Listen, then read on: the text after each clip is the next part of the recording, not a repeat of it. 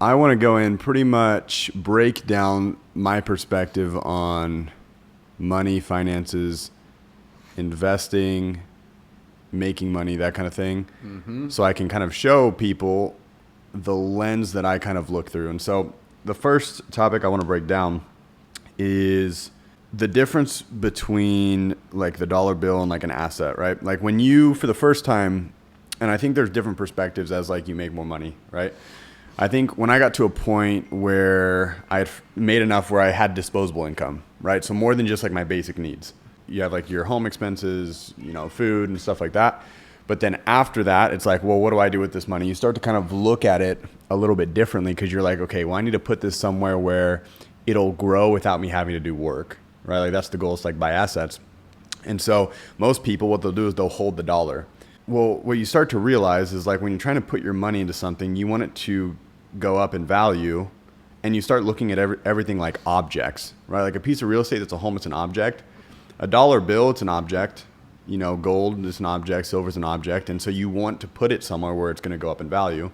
And what you realize is like the dollar is just an object, right? We use it because it's super liquid. Inflation happens every single year. And what inflation means is that your buying power is going down, right? So the prices of goods and services are going up. And so whatever the inflation percentage is for that year is actually what the dollar depreciated. So I'm like, when you look into buying objects with your disposable income, you don't want to buy quote unquote money, right? You don't want to hold it in cash because that's going down. That's a depreciating asset. It's going down 3 to 5% per year versus the object of real estate that goes up 5 to 10%, right? Or 3 to 10%, wherever it is. Or like gold, right? On average, it's like between 2 and 5% is going up. So it's a different lens of looking at it. And I hope people can kind of see from this perspective now as looking at different things like objects that are either going up in value or going down in value. I don't know, but what are your thoughts? I know sometimes you'll hear me break it down and you're just so logical. You're like, dude, that's just way too creative. You just can't put it like that. So I get what you're saying. The basic concept is money's useful because it's liquid and you can spend it and do whatever you want with it. Mm-hmm. But if you're past your basic living needs of you can buy your own food, pay your own rent, you have all this excess money, thought is what are you going to do with it? Mm-hmm. Because everyone's end goal is financial freedom to where their money is working for them instead of them working for their money. So you start looking at things like real estate, crypto, holding your money in a savings, et cetera, and you try to find the best place to put it so eventually you can stop working for your money and it starts working for you. So great concept, because then you start looking at them like real estate, naturally having a higher return. And when we're talking about inflation, real estate naturally inflates with the money, and then you can leverage your money with loans for getting an even higher return. Yeah, so I understand what you mean by inflation. I think inflation, like for me personally, when I was like getting older and going through college, it's like I was trying to wrap my head around this word inflation. So explain what you mean first, what inflation is. So let's break that down. And then second, explain how real estate naturally inflates. Yeah, so when your parents were kids, gas was 20 cents a gallon. Now it's $4 a gallon. When your parents were kids, they could go into a store and buy a pack of gum for 1 cent to 5 cents. Yeah. Now it's $1. Right? So the same product or service from 100 years ago, you could get for 5% of what it is worth today. That means that the money that you have is essentially worth less over time. How that happens is supply and demand, right? Back in the day, $1 billion in circulation, and then 10 years later, there's $10 billion in circulation, but the exact same products and services, you essentially have 10x the money with the same amount of stuff. So if the money's 10x, but the stuff is the same, then that stuff is going to end up having to raise to 10x the price. So what the government does, they print tons and tons of money, and what money is the time and labor of people. That's why you can't counterfeit money. It's illegal because you're just stealing time and labor from other people, right? So when the government just prints half the money in the world or half the money in the United States in a year, right, they're essentially stealing 50% of everyone's time and labor ever created in order to earn that money. And they just print it out of thin air, because what happens is if they print 50% of the money, over time everything's going to catch up and it's going to cost 50% more. right? That's why houses have inflated and the price of homes have went up so much, is because all of this money has been printed. There's still a similar supply. So the supply and demand, the value of that house is going to rise with the inflation. That's a good place to put your money, because when money is being printed, it flows up, right? Because all the poor people spend their money on rent, liabilities, car payments, insurance, everything, and it flows up to these people selling these goods that are now inflating and costing more due to the money. Yeah. It's like the rich buy assets, the poor buy liabilities. And so if money floods the market, the poor are still going to buy liabilities. Money flows up in a market, which means houses go up in value. So something similar like in 2020 when all this money was printed, the reason why real estate went up in value is because now people are now getting the loans. People who own the home, their properties are going up. So I definitely get that. One of my favorite ways to explain inflation actually is what you were explaining, which was the counterfeiting, like the legal counterfeiting. Because the way I always describe an asset class or something that's going up in value is it's like it needs to be scarce, right? That's why people went with gold, right? Gold was like, they were like, you know what, this is easily, back in the day, they're like, okay, I can give this to someone. It's fairly light.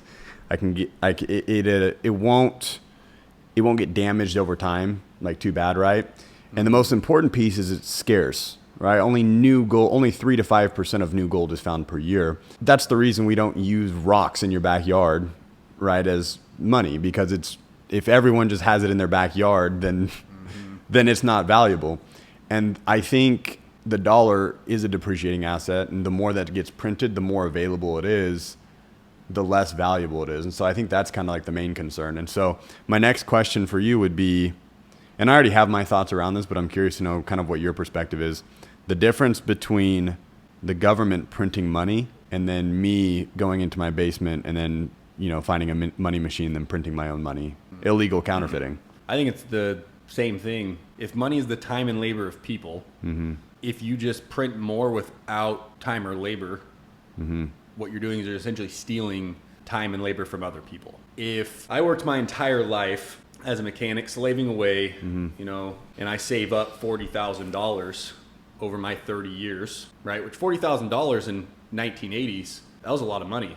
It's like $200,000 nowadays. I work my 30 years, make my $40,000 to retire on, and then the government just starts printing tons and tons of money.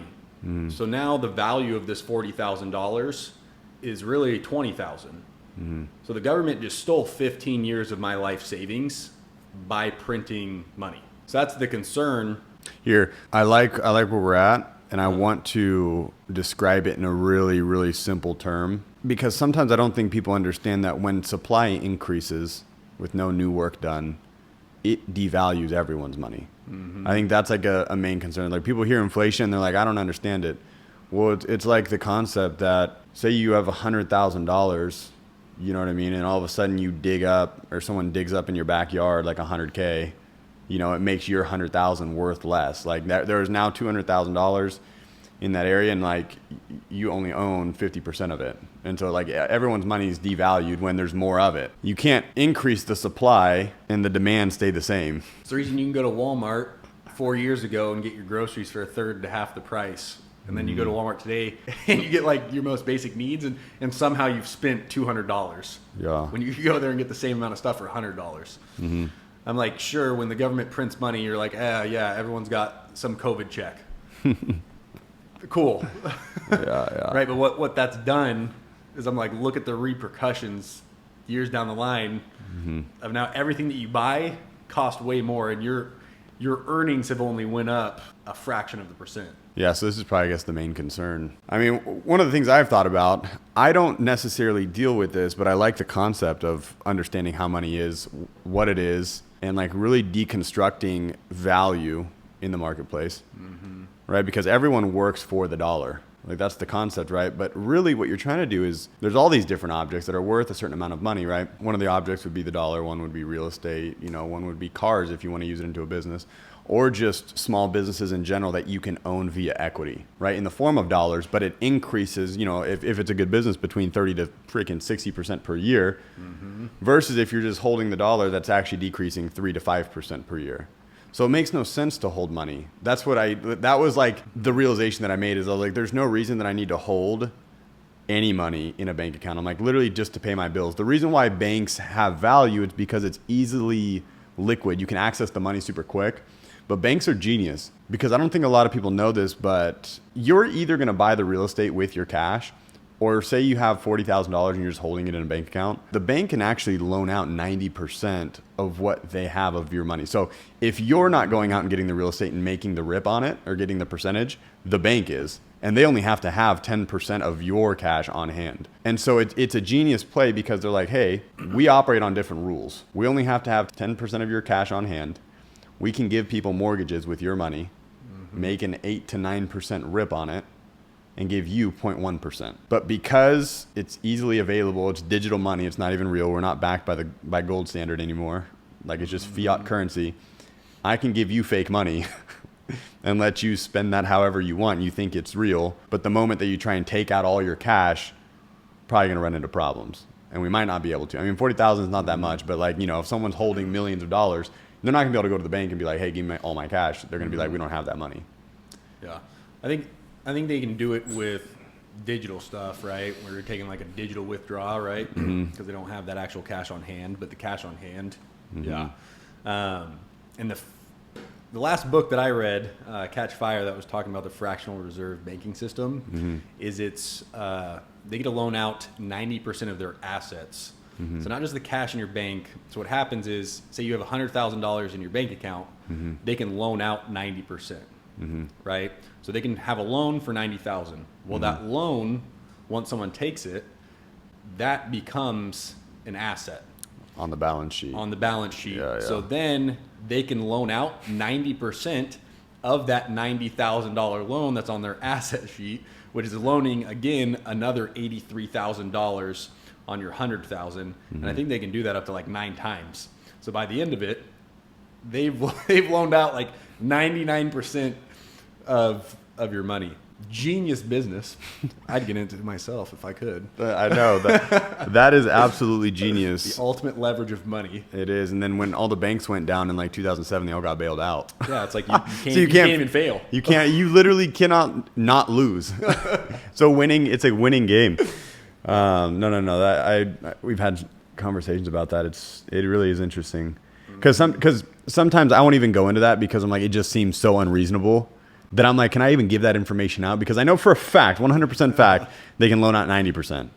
But I'm like, to then add that as an asset on the balance sheet and then loan against that 90% sounds bonkers. Yeah. I mean, the concept of that sounds absolutely crazy. So. But yeah, so for everyone listening, that's the reality of what's happening. So when you put your money in a bank account, they're giving you like a 0.1%. They're like, hey, hold it here, blah, blah, blah. And what they're doing is they're actually making a 5 to 10% rip on your money. So if you decide that you're not going to be the one that invests in real estate and you don't take the actions that you need to take, they're going to do it for you. And they're going to make the money on your money. That's kind of a hard pill to swallow because the reason you hold money in a bank account, again, it's the liquidity of it. But when you start thinking of asset classes as bank accounts, they're just less liquid. Like if you buy a piece of real estate, you're like, okay, so I'm going to move this 20K into here. It's a bank account, but if I want to access this money, it's going to take 6 months, right? If I decide that I want to liquidate and pull the cash out, and there might be closing costs, right? Look at it as a bank account instead, and you're like, okay, if I put my money into here, and I don't need this money, and it'll appreciate, 5 to 15% every year, that's much smarter than just holding cash in a bank account. Or even if you're like, you know what, there's companies out there that actually ship gold to your front door, like buying gold. I mean, I know that sounds crazy, but like something that's going to go up in value that's a little bit more scarce. This is the thing about supply and demand. The reason why real estate goes up in value, if you really, really break it down, think about what real estate is. It is scarce, just like gold, because there's only a finite amount of real estate on the earth. And so the more that's built, the less room or space there is on the planet. There's only a finite amount. I mean, if you really break it down, that's why it goes up in value, because the more homes that are built, the less available. The less space available, meaning that land and space on the earth is scarce. So that's why demand increases, right, as the supply decreases, and that's why the price continues to go up. The supply and demand of homes, one of the reasons that it increases as well is because our population continues to increase. Well, if you get into a country where the population is decreasing, there becomes an excess of homes, which can put you in the situation where they aren't. Yeah. Yeah. There's definitely, I agree with that. There's definitely both sides. That was definitely a holistic view from the top. But historically, depending on the economies too. Over the past 100 years, and yeah, forever the population's been increasing. Yeah, because it also, I mean, there's going to be hot spots. There's going to be like different areas, of whatever city, whatever country that you're in that are going to have a lot of people moving in. Like right now in California, supposedly, I haven't done the research on this, so, don't quote me on it. But people even come to Texas. Bank accounts. It's important to have liquid money in there for emergencies and potential opportunities. When we're talking about the 0.1%, you definitely want to hold money in your bank account to like pay for like 3 months of your needs, etc. And for future opportunities. I think it's important to have cash on hand when like an opportunity arises and you're like, wow, I need money to get into this, and you don't have any liquid money. But it's also important to note, I'm like, if you're keeping your money in your bank account, you're naturally going to lose like 3 to 10% per year, depending on how much money's printed and the inflation, which also kind of made me realize when I was looking at investments, when I got out of college, everyone's like, put your money in a 401k, put your money in a Roth IRA, put it in the S&P 500, get 5 to 10% per year return. And I actually had a Roth IRA that I maxed out for 4 years. After the 4 years, I looked at it and I was like, wow, I've actually lost money. I've lost money due to the inflation over the past several years, not even being able to keep up with the rate of return or how much that money has made. Yeah. And I looked at that and I'm like, this isn't the smartest business plan. I think it's a really good plan for initial people that are learning to save money because it's very easy to get into. But for most people, I mean, I'm like, I want to be super, ultra, mega wealthy. Like right? Not have to worry at all. Like money is no issue. It is no problem. Yeah. And in order to do that when you're young, you're not going to get that by keeping up with inflation or getting a 5 to 8% return year over year. And when you're young and you have less risk, like a family, a wife, a kids, people that rely on you for support, you can put your money into places that has a much higher risk. And in order to get way massive returns. Because I heard one thing where it's, if you have $100 million, you can put it in something that gets you a 5% return year over year and live the rest of your life. Because 5% of $100 million is $5 million. Yeah. You can freaking do whatever you want for $5 million. Anything. I mean, that's buy multiple supercars a year. Right. But New ones. If you got $10,000, a 5% return is $500. That is literally not crap. Right. So you have to get into playing in the bigger ball game, and you're not going to do that by getting those 5% returns. So I'm like, you have to find riskier things to get you to that first 100,000, first million, et cetera, to where you can end up getting that money and then putting it in a safe place. Yeah, I've looked at it because it's a scale, because it's like the older you get, right, the less risk you take on, the younger you are, the more risk you take on. And that's where not only where you put your money, but the opportunities that you take. Right? Like entrepreneurship, I started when I was 19. I mean, honestly, before that, I started like a little mowing business while I was in high school, but it's considered one of the highest risk, right? Because there's nothing that's going to save you. There's no hourly wage. So if someone's going to do something entrepreneur or business minded, you got to do it while you're young, because you don't have all these obligations. Once you have a kid, a wife, like a family to support, and now you're like, now I want to do this high risk thing, of course it's going to feel risky, because you're like, I got all this on the line. Right, that'll either put you in a corner where you have to succeed, right? It can do something good for you, but I think naturally people are going to gravitate more towards, I need to be a little bit more safe. And so I liked what you mentioned there, where you're talking about making sure that you're a little bit more high risk, not only with your money, but the opportunities that you take as well while you're young. That way, when you're older, you can take a little bit less percentage, right? One of the biggest ways to create a lot of wealth while you're young is taking high risk opportunities. But the way you keep your wealth and you compound it into large amounts is going to be the smaller returns with a bigger pot of money. So that's something I'm always thinking about. It's like, that's why I invest heavily into crypto. That's why we both do.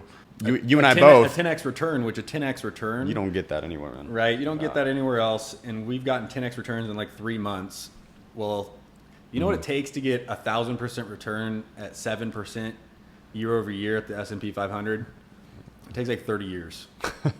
30 years got in 3 months. You can only lose 100%. But you what can you make put in. 1,000%. There you go. It's my favorite way to look at it. Real estate versus cryptocurrency. That's what we're always selling ourselves on. Real estate, dude, you're taking out a loan. You got $20,000. Now you're in the whole 300K. Versus crypto, you can only lose 100% of what you put in, baby.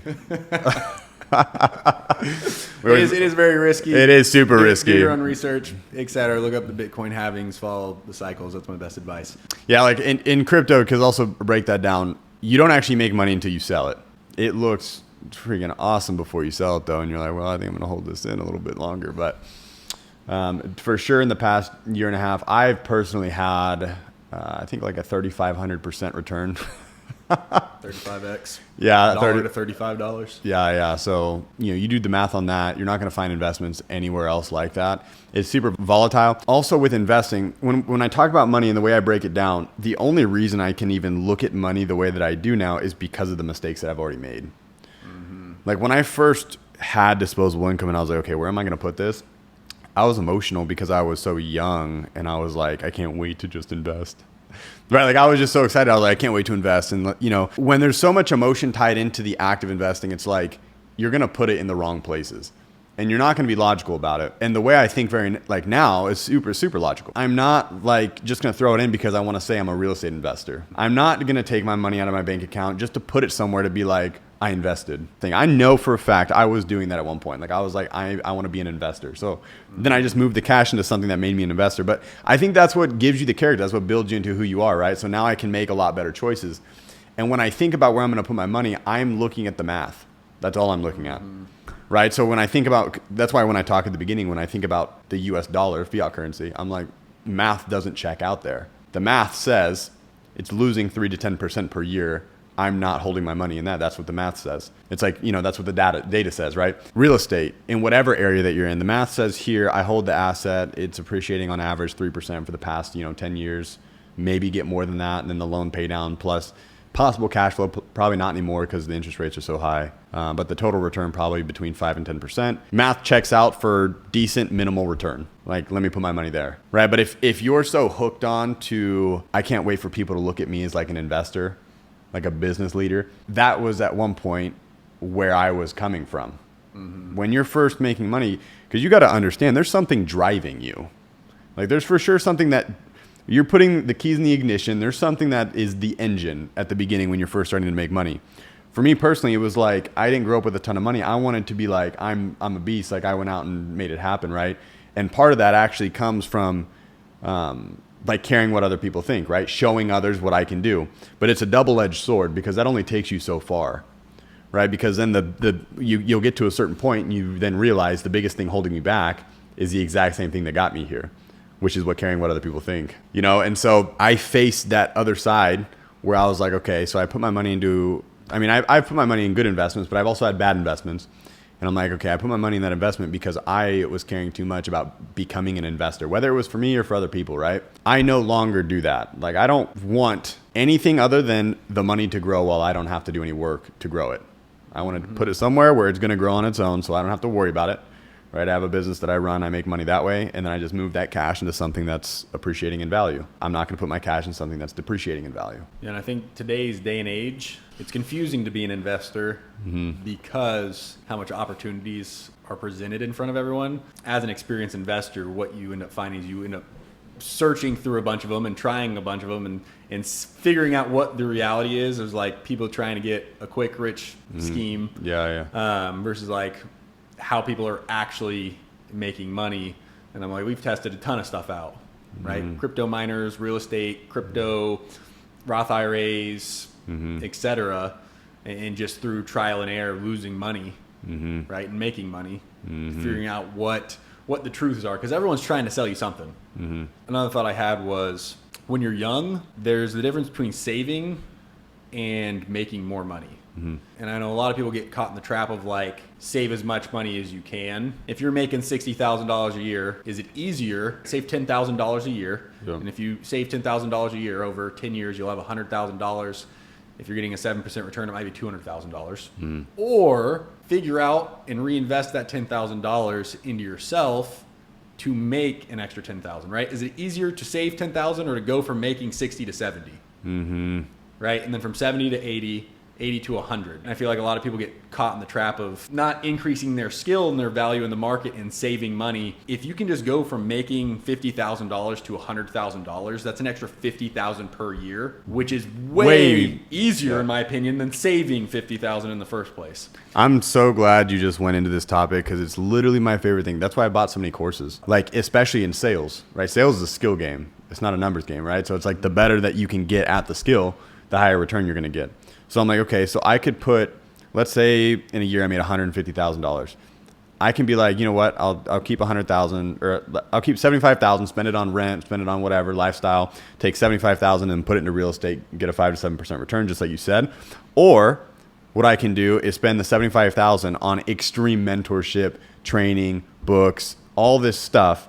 So instead, next year, instead of making 150,000, I'm now making 250,000 or 300,000. That's 100 to 150% return versus putting my money in a piece of real estate that's going to do 7 to 10% per year, right? Best of both worlds is the ability to do both, though. It's have a long-term asset because those compound over time, especially in the later years, but then also investing into yourself. From my perspective, that's the way that kind of my brain operates. I'm like, immediately, I think, let me increase my skill. But I also think that comes from like an internal dialogue that I can get good at things. Because I would almost consider that like an inner confidence that if I do learn more information, I will get better. And you kind of have to be growth minded for that. You can't be fixed minded and have that mindset, because if you're fixed minded, you'll think I'll even get all these skills. But even when I get all these skills, I was born with a certain ability, right? So even if I read more information, I get more coaching, I only have a certain ceiling. And so in order to break past that, to give yourself the ability, I'm going to invest in myself. Instead of buying real estate, I'll just buy courses. I'll learn more information so that I can get better, so I can make more money.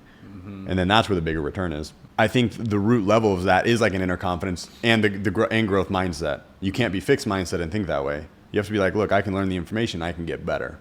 Yeah, and I think we've been programmed for that, because I'm like, we've been in sales where there's a direct correlation to your skill making more money, and going from like our first year to reading a ton of sales books in the off season. Right. And having like the belief of like, hey, if I practice this, I'm going to get better and I'm going to sell more. And then going out for our second summer and selling 200 accounts. Right. And doubling our income based on our skill. We still worked the same amount of time, but we were just better. And then doing that for a third year, and our income increasing every single year over year, as we continue to invest in it ourselves and continue to get better. Yeah. It's also just, I think, learned perspective. We have similar perspectives because obviously we built businesses together. We've experienced everything literally just parallel to each other. Every single time we invest, we do it all at the same time. And then we kind of go back and then we talk about it. And we're like, what went right, what went wrong? And we've been able to honestly dissect this pretty well. Not just on the podcast. I mean, just in general, when we do take action on certain things and we talk about what exactly happened there, what could be improved, and honestly just breaking down a lot of these subjects, which is why I wanted to start a podcast where it's like, we can let people into our world in the way that we think. We've gotten some pretty good results in our lives. And I'm pretty sure giving other people the ability to let them in on that perspective, on the perspective that we have mindset wise towards money, towards business, kind of the way you want to live your life, right? Where it's, I always say this, but it was one of my favorite things. It's funny that you already mentioned it though, the book, what was it, Catching Fire? Yep. Right? That was where I actually also got, it's funny you mentioned that. So guys, what he was talking about earlier was fractional banking, right? You got it from that book, which is that the bank will loan 90% out, and then they'll add that to their asset sheet, and then they'll loan out 90% of that, and they do that up to 9 times. So from that same book, it actually talks about putting lifestyle in the middle and then making money around the lifestyle versus putting money in the middle. How do I make money? And then living around that. Because it's like time's your greatest asset. And so why would you put how you make money and how you're going to make it in the middle of your life and then figure out how I can live around that? I'd rather put how I'm going to live and what I want my life to look like and then figure out a way to build my own economy around that lifestyle. And I actually got it from that book as well. But any last thoughts? Last thought is you keep mentioning real estate giving 5 to 10%. I think one of the reasons we invest in real estate and what we found, it just outperforms a lot of the other things. One, because the inflation, when money's printed, it's going to flow up, which will increase the price of homes. But I'm like, real estate, you can get... The reason so many people invest into it and become super wealthy is because of the returns. For example, the appreciation, when he's talking about it appreciates 3% each year. Well, if you get a $200,000 home and that $200,000 home appreciates 3%, that's a $6,000 appreciation on that home in equity. Well, when you buy a $200,000 home, you're not putting $200,000 into it, right? You're usually getting a loan, conventional, for 20% down, which means you put $40,000 into the home. That's $200,000. You get a $6,000 return in 1 year. 6,000 divided by 40,000 is 15%. So I'm like, just from appreciation, you get 15%. Now, you don't see that money, right? It's kind of fake, fugazi, just sitting in the ether of someone telling you that your home that was 200,000 that you paid for is now worth 206. Right? It is a real transaction. Someone has to buy it for that price. And then when you incorporate selling cost, it goes down a little bit. There are a few caveats, but he's just explaining the general concept of how the money's going. It's increasing. So if you're putting 20% down on a home that appreciates 3%, that leverage of money, you're leveraging 80% of the bank's money, right? The bank has a loan for $160,000 and you're making 3% on that $160,000 that is not yours. Right? So you're leveraging other people's money, right? And you're getting a 15% return on that leverage, right? So that's just one piece of the cake. The next one's cash flow. Well, with interest rates being so high, you're really not making any cash flow right now because the bank is getting all of the cash flow that you would have on the higher interest. That's so really the play right now. This is at least what I've been telling people, even from our experiences, because when interest rates started to go really high, we actually bought 2 fourplexes. And we got them under market price. Yep. And it's because when interest rates go up, well, guess what? Everyone's calculating and analyzing properties, and they're like, this isn't very lucrative. So what do? They hold off. So when people take their foot off the gas pedal, that's the perfect opportunity to buy because no one else is wanting to buy. But instead of going for cash flow, now you're actually going for equity. So what you're trying to do is buy a home that's under market price. So when you sign the papers, you've already made money, right? And that's the goal there. When people aren't buying real estate. So people are like, is it a bad time to buy real estate? Yes, if you're only going for cash flow. No, if you're actually understanding the math and you're like, well, if there's less buyers in the market and I just buy it under market value, then I'll be fine, right? I'm still making money. But you have to really be a logical thinker to come up with that. So cash flow, you're probably not going to get the first 5 years with interest rates being so high. Because interest rates going from 2% to 7%, what that does to your actual payments to the bank, that's going to take your payment from like $2,000 to $2,500, right? So that $500 difference would most likely be the cash flow that you would have been getting if the interest rate was 2%, but it's not. So maybe after 5 years, with people printing money, the government, and things costing more, you're going to naturally increase rent. Rent prices go up, but your mortgage stays the same. So you'll start to get this gap that you can start charging for cash flow. Right. Well, if I have cash flow that ends at, and I make $4,000 in a year in cash flow, and I only put $40,000 in, well, 4,000 divided by 40,000 is 10%. That's another way. If I'm getting the appreciation and now I get cash flow, well, now I'm making 25% year 5. Then we're talking about the loan pay down, right? Because you're not paying the mortgage, you're collecting rents, and someone else is paying this mortgage. So after 30 years, you're going to have a home that's paid off. So that $200,000 loan is gone. You own the original home of $200,000. Then it's probably appreciated to $600,000. So you've made $400,000 in appreciation. You now own something worth $600,000 after 30 years, and then you have a paid off loan. So now you're getting cash flow. You're getting that probably $3,000 a month in free cash flow, because all that money is going to you instead of the bank. And then you have tax savings. If you own real estate, you never pay taxes on any of that income that you're collecting. And oftentimes you can write off enough flow into your personal income to write off even more money, right, to save in taxes. Yeah, that's what I always say. There's like 4 main legs that people make money in. It's going to be cash flow. It's going to be your tax savings. It's going to be appreciation. And then it's going to be the loan pay down, right? There's 4 main ways that you make money in real estate. You don't have to make money in all of them, right? Like right now, cash flow is going to be pretty low. But what you do is you try to make more money in one of the other sectors, right? But what I always tell people, real estate's a long-term game. Real estate is not some get-rich-quick. I think a lot of people market it that way.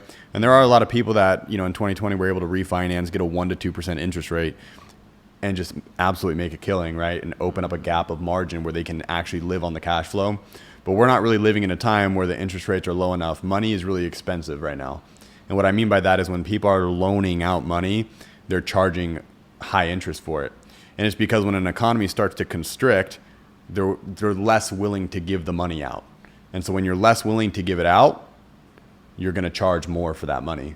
And that's what we mean by when interest rates go up, right? Economy is constricting. People aren't giving out money as easily. They're increasing the cost of that money via interest rate. Interest rates are high, cash flow will be low because it's a direct value transfer from your pocket to the banks, right? If interest rates are at 3% and you're making, $500 cash flow, well, that was the $500 cash flow is 9%. It's like the difference between the 3% and the 9%.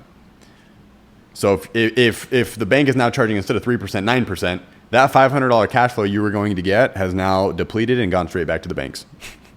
So just to put in perspective, I'm not super bearish on real estate. I think real estate's a great investment if you look at the whole picture, like he was talking about earlier. After 30 years, like it's genius. Like the compounding that happens with real estate, the returns only go up and up and up and up and up, and they never stop. So it's awesome. And honestly, your future 55-year-old self is going to be like, thank goodness I bought this real estate. It's a long-term play. Yeah.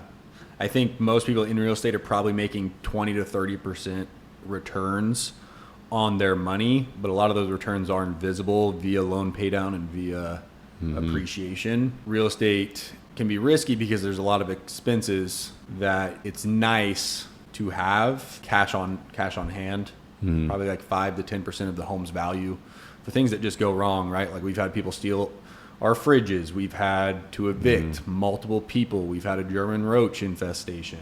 We had someone come out and say our pipes were ruined and we need to remake these pipes. Remodeling units, right? All these things, right? If we're not getting any cash flow and we're just making money from loan pay down and appreciation, well, no cash is coming into our accounts. So when a big expenditure can come out like that, like replacing a $5,000 furnace,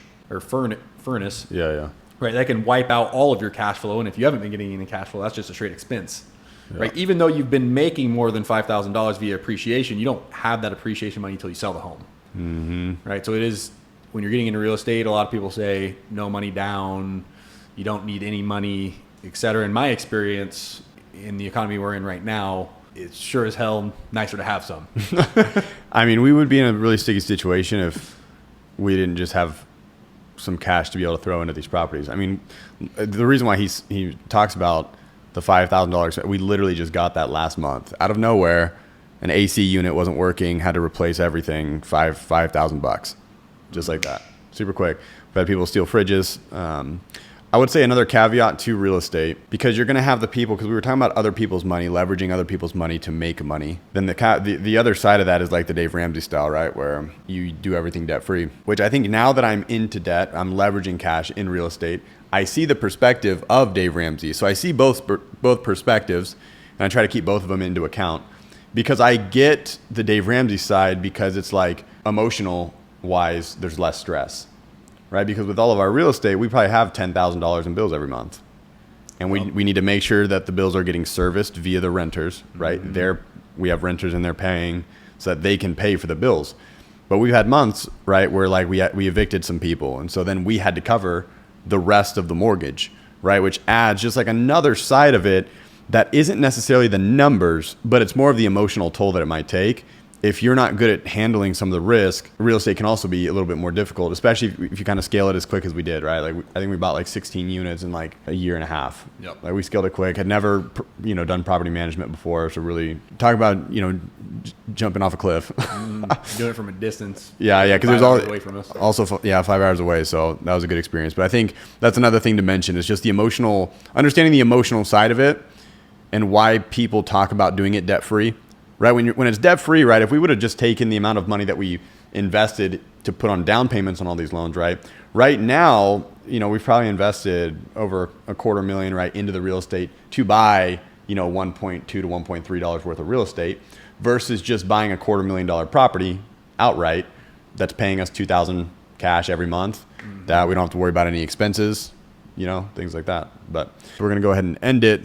But overall, that's all we got for today's episode on Six Figure Protocol Podcast. So pretty much just going over money, investments, and then the way we kind of look at business and the type of lifestyle that you want to live.